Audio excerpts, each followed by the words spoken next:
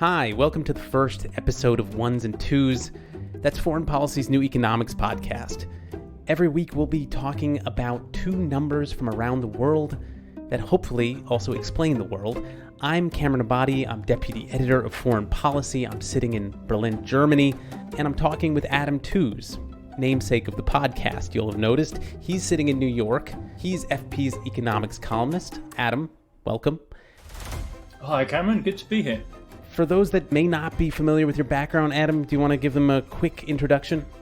Yeah, so my day job is that I'm a professor of history at Columbia, and what I spend my time doing is, I guess, trying to make sense of the state of the world and the world's economy against the backdrop of history and economics and economic data.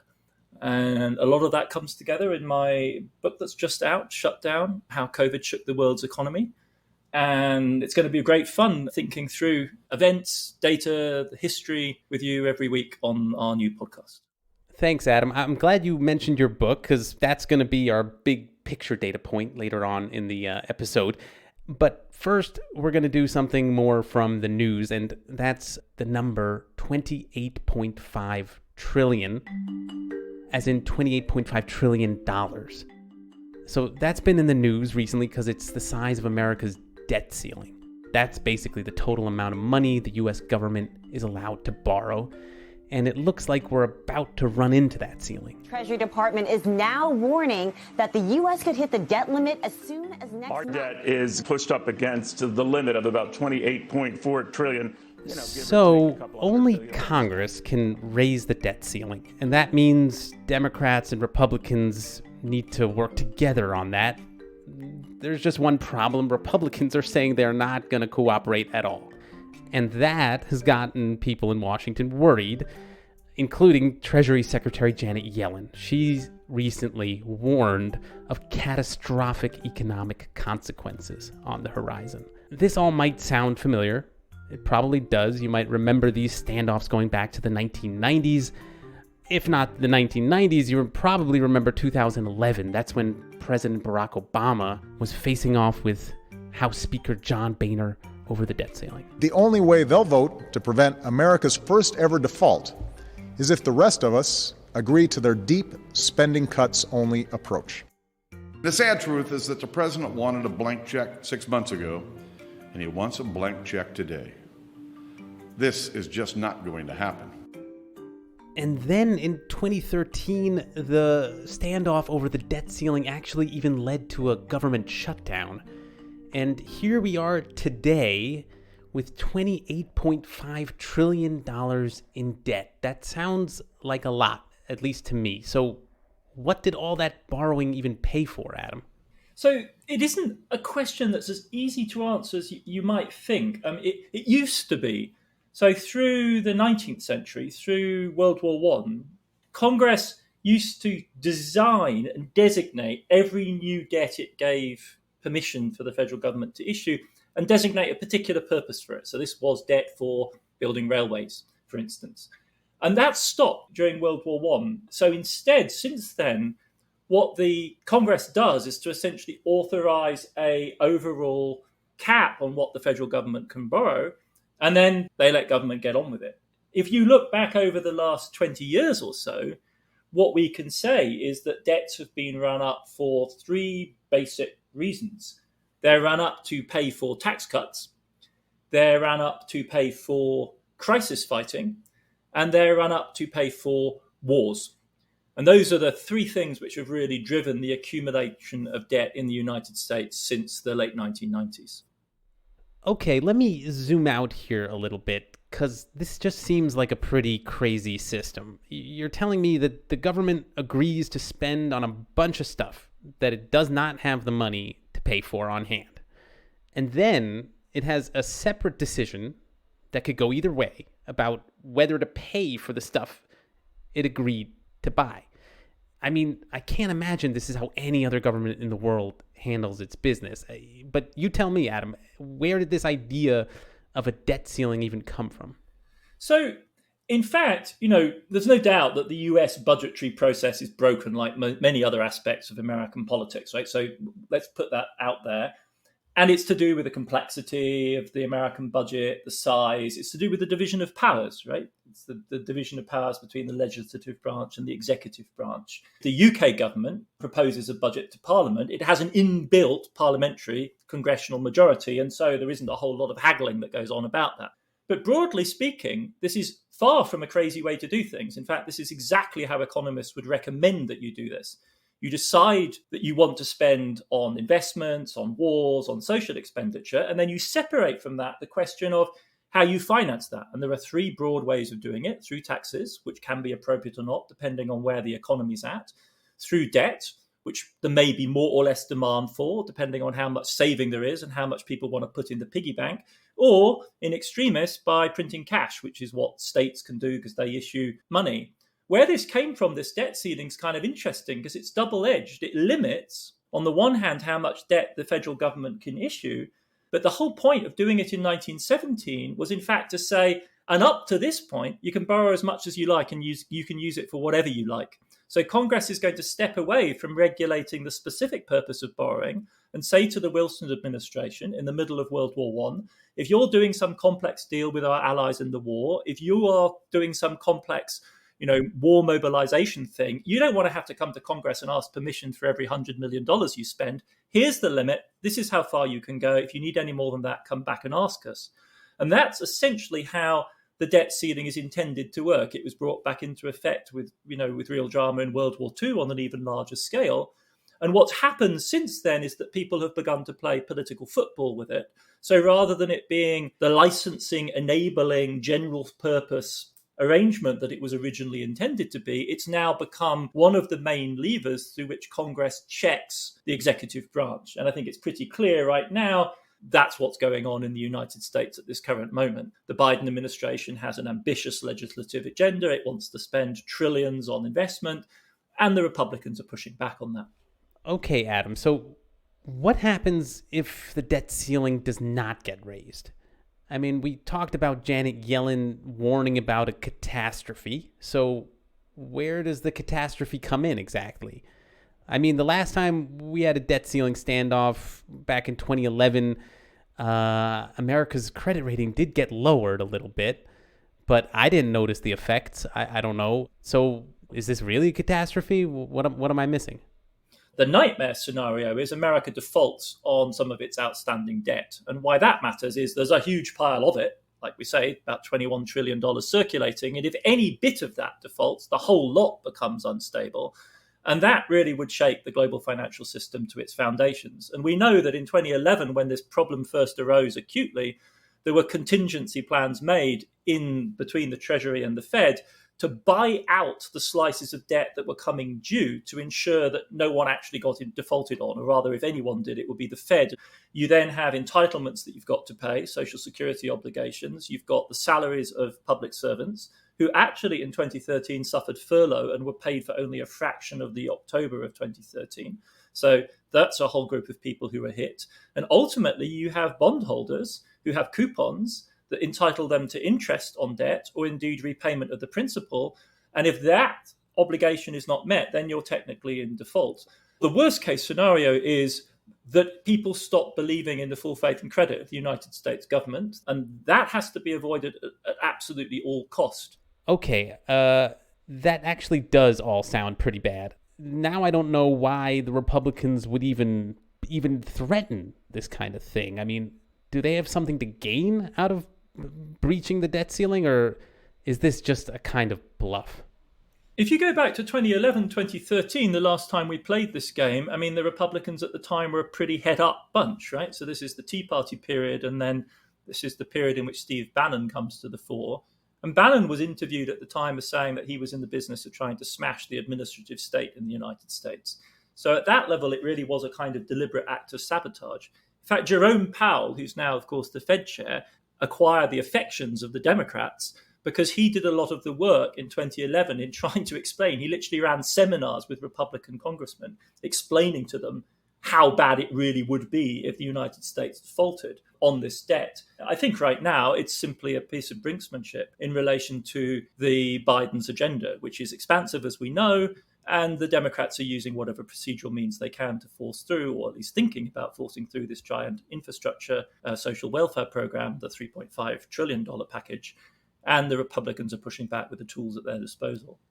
Just straight up, what do you think? I mean, is this really going to happen? Are we going to blow by the debt ceiling and have a real default?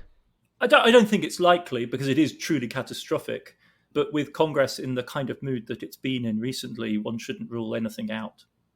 Okay, so to end, I wanted to bring up the question of what it would take to even get rid of the debt ceiling entirely. I mean, I saw some analysts saying this whole system doesn't make sense, let's just get rid of it.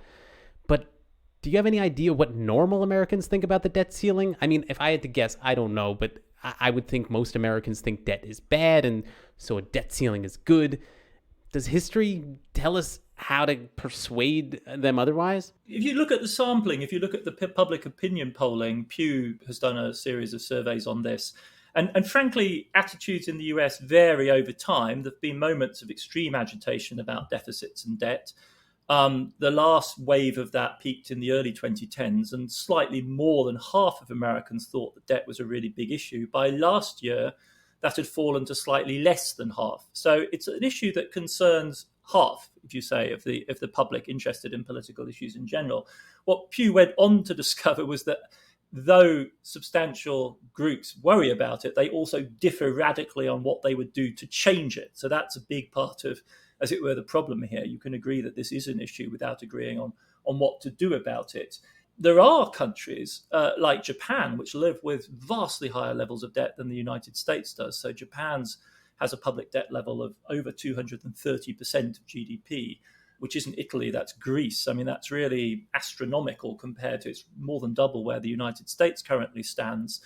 They live with it because it's easy to live with this kind of debt if you can find people to hold it. And as we were saying, the crucial thing to understand about debt is it's two-sided. And we're on, in a sense, both sides of the equation. One of the most famous sayings in sort of Keynesian economics is we owe it to ourselves. This isn't something we owe to Martians or foreigners on the whole, though some American debt is owed to foreign bondholders. The vast majority of it continues to be held by Americans, and it's claimed by one group against the rest of the United States as taxpayers. And I think putting that message across, that this is a two-sided transaction, that there are very good reasons why we might want to run up debt, that we might want to transfer obligations to future generations, and that for every debtor there is also a creditor, and that creditor is as often as not us. That would be, as it were, the way to socialize this understanding of debt as a neutral instrument, not something to panic about, but just simply to assess rationally, one way or the other, as a means, amongst others, of financing essential public expenditure. We'll be right back. All right, so we're moving on to the what we're calling the big picture data point. This segment we recorded a little while ago before I got this new fancy mic. That's why it's going to sound a little different, but the data point we picked is from Adam's new book. The book is called Shut Down: How COVID Shook the World's Economy. And when I was looking through it, there was a stat in there that jumped out at me. It was 3.3 billion. That's the number of workers who were furloughed around the world during the pandemic. That's basically all the workers who were prevented from going to work. That's 3.3 billion. I was stunned by that, and I guess I wanted to start by asking for some context. Adam, can you tell us how many workers there are in the world to begin with? Yeah, it's a staggering number. I think it might have been one of the numbers that when I read it, I thought, oh my God, hey, this is like nothing we have ever seen before. In fact, it's literally nothing our species, our humanity has ever seen before. A deliberate restriction in the work of, well, we think the global workforce is maybe 3.5 billion people. And of those, it's not quite right to say that everyone was furloughed, but what 3.3 billion people were under one or other type of furlough / socially distanced work regulation. In other words, this was not business as usual. But yeah, if you do the math on that, it's, pushing 90% of the global workforce. This is a number from the ILO, the International Labour Organization. Everyone. This is the thing about COVID, especially in March, April, It affects practically everyone on the planet. So this number is the number of people affected by regulations that says stop doing things how you normally do them this way. As we know, I mean, you and I, Cameron, went on working throughout this entire thing. We just didn't go into the office anymore. So we'd be part of this number. What this is telling you is that the ordinary business activity of the vast majority of people in the employed workforce, so these are people who aren't working for themselves in farms or whatever, was disrupted, was changed in some quite fundamental way. So this all makes the pandemic seem like a kind of natural experiment, as if we were all just together trying to explore the boundaries of what policy could even do in the economy.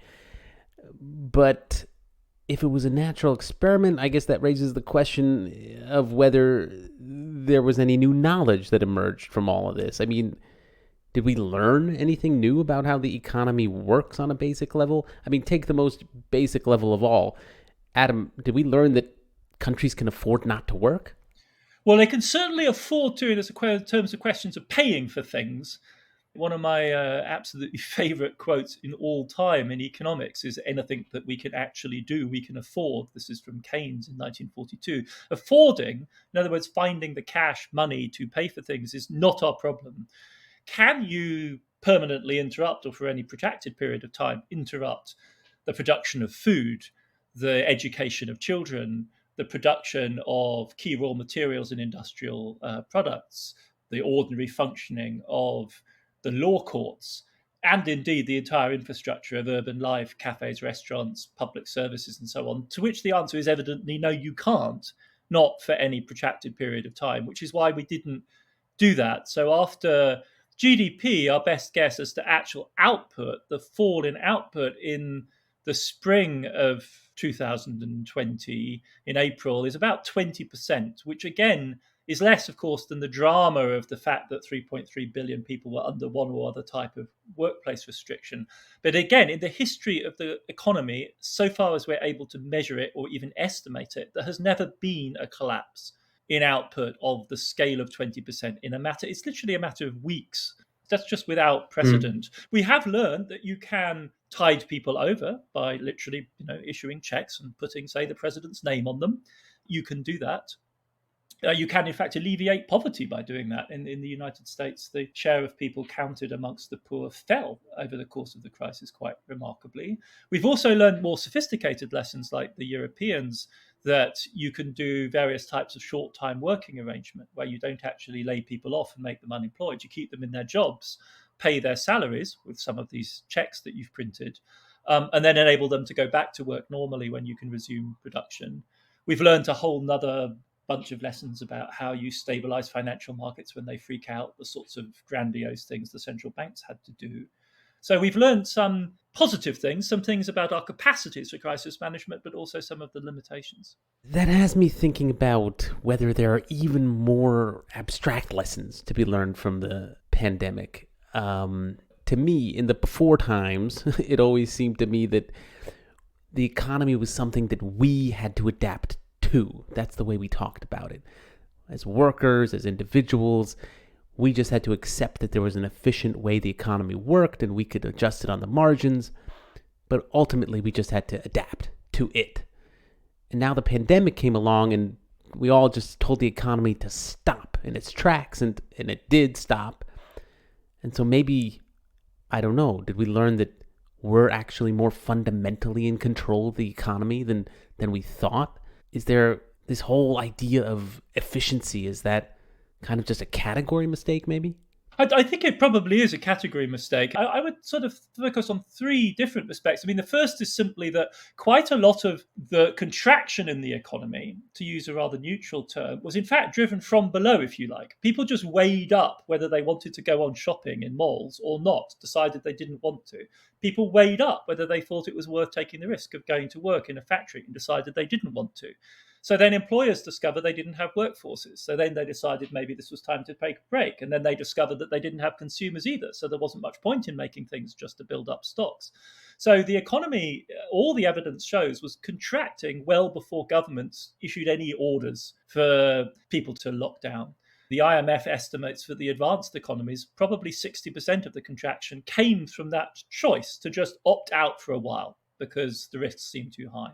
Then I think there is, and this is where the reference to the political theory is really absolutely pertinent, it turns out there is a sort of overarching claim by the government, by the state, to protect citizens against threats. There is, as it were, in the terms of the great 17th century British political philosopher Thomas Hobbes, right? There is the promise of security that comes from the state. And that extends in the modern age to epidemic disease. And then there's a third element, which in the end was what was driving everything, which has something to do with a more concrete set of dependencies, which is that we simply couldn't afford to have the key parts of our infrastructure collapse on us. That was the thing that was absolutely crucial. It was really the hospitals, right? This was all that talk about flattening the curve. The thing about flattening the curve is the government isn't promising that people won't die. It's actually saying probably people are bound to die. But the crucial thing is that they don't die all at once in the hospital system. So we spread this out. And what that tells you is beyond, as it were, the big government promise of security and the individual choices people make, there is also a collective reliance on this infrastructure.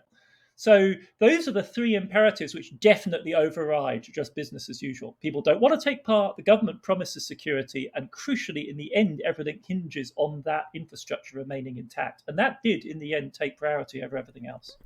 So, Adam, now that the era of lockdowns are coming to a close, do you see policymakers falling back on their old economic arguments, or are they actually citing the past couple of years as a reason to be creative, to start a new era of policy experimentation? I think it's just too early to tell. I mean, we won't be able to judge, I think, how much policymakers have learned until they've had, as it were, at least a few more months, if not years, to forget. As we saw in the 2008 crisis, the big shift from expansionary policy to what became known as austerity, a policy of tight spending, high taxes, and so on, didn't happen in 2008, and it didn't even happen in 2009. It didn't really begin until 2010. So if you take that as our standard, you wouldn't expect, as it were, it to become clear what policy has and has not learned until then. That'll be the real test. So that means, in the interim, we still have time to push and to argue and to insist that lessons should be learned. And that's definitely something that I'm passionately involved in on an almost daily basis, because the lesson should be obvious, right? And the first and the most important lesson is we need to focus on this pandemic issue again and again and again. I am involved in discussions with incredibly well-meaning people who are desperately worried about the future, who focus on, say, the climate problem. And that's absolutely right, and we should be. But we have to understand that this pandemic we've just been through inflicted savage, literally unprecedented levels of economic damage. It was widely predicted by virologists and epidemiologists that this would happen. And this is by no means the worst thing that they think that could strike us. Bill Gates is not wrong when he says that an epidemic like this is the sort of thing that could potentially kill 1 billion people at a stroke, right? If this had been avian flu, the one that everyone was worried about in the early 2000s, it could have killed hundreds of millions of people. We would not have been able to cope at all in that case.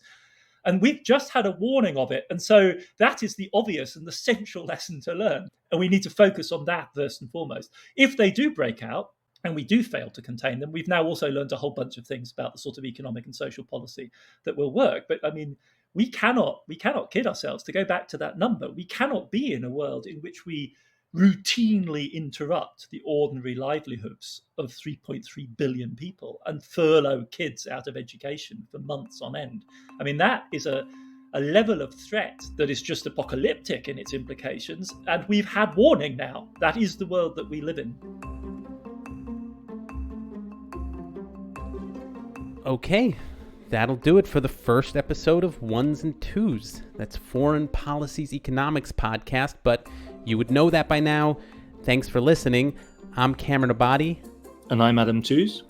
Ones and Tooze is written and produced by me, Cameron Abadi, and Adam Tooze. Rob Sachs and Laura Rossbrow-Tillum edit our episodes. If you want to learn more about what we're talking about, check out the links from today's podcast at our website, foreignpolicy.com. You can also find a link to Adam's book, Shutdown. Thanks for listening. We'll see you back here next week.